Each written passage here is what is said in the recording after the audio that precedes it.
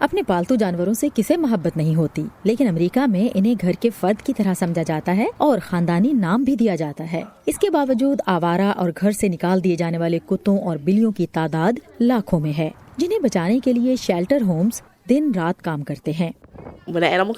جب آوارہ جانوروں کو یہاں لایا جاتا ہے تو ان کا مکمل معائنہ کرتے ہیں اور پھر 7 دن تک انتظار کرتے ہیں تاکہ ان کا مالک انہیں ڈھونڈتے ہوئے ہمارے پاس پہنچ جائے۔ اگر ایسا نہ ہو تو پھر ہم ان کی ویکسینیشن کرتے ہیں اور مکمل طبی معائنے کے بعد انہیں اڈاپشن کی لسٹ میں ڈال دیتے ہیں۔ تاہم ضروری نہیں کہ یہاں آنے والے ہر جانور کو گود لے لیا جائے۔ بہت سے کتے اور بلیاں یہاں برسوں سے موجود ہیں۔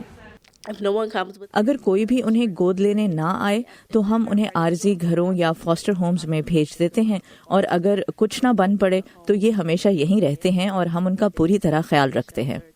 امریکہ میں پالتو جانوروں کو افزائشی فارموں سے خریدنے کے بجائے شیلٹر ہوم سے لینے پر لوگوں کو راغب کرنے کی کوشش کی جاتی ہے۔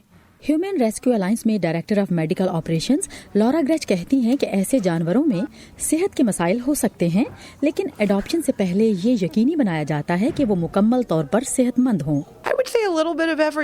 تھوڑے تھوڑے سبھی مسائل ہوتے ہیں، یعنی تنہائی اور علیحدگی کا خوف اور اضطراب، ان کے رویوں میں بھی فرق ہوتا ہے، لیکن تھراپی اور ویکسین کے بعد وہ مکمل طور پر عام پالتو جانوروں کی طرح ہی ہوتے ہیں۔